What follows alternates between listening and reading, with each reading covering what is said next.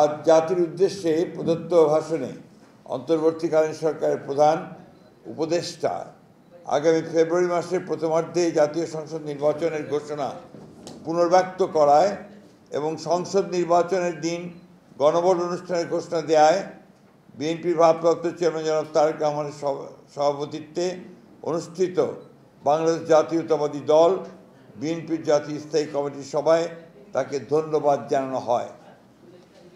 একই সাথে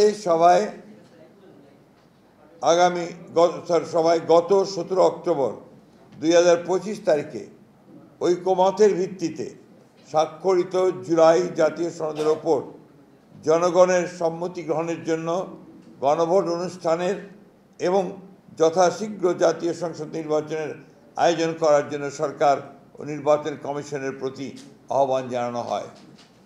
আপনার পেয়েছেন তো গঠিত, আমি কি রিপিট করবো আবার? টানা তৃতীয়বার অর্জন করেছে দেশের সেরা সুপার ব্র্যান্ড স্বীকৃতি বসুন্ধরা টিস্যু।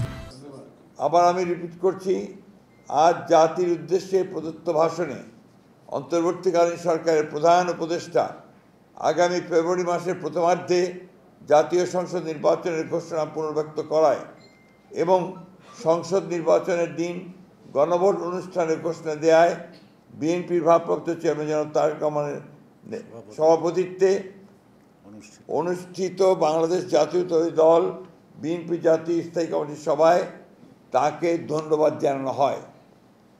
একই সাথে সভায় গত 17 অক্টোবর 2025 তারিখে ঐকমত্যের ভিত্তিতে স্বাক্ষরিত জুলাই জাতীয় সনদের উপর জনগণের সম্মতি গ্রহণের জন্য গণভোট অনুষ্ঠানের এবং যথাশীঘ্র জাতীয় সংসদ নির্বাচন আয়োজন করার জন্য সরকার ও নির্বাচন কমিশনের প্রতি আহ্বান জানানো হয়। ধন্যবাদ।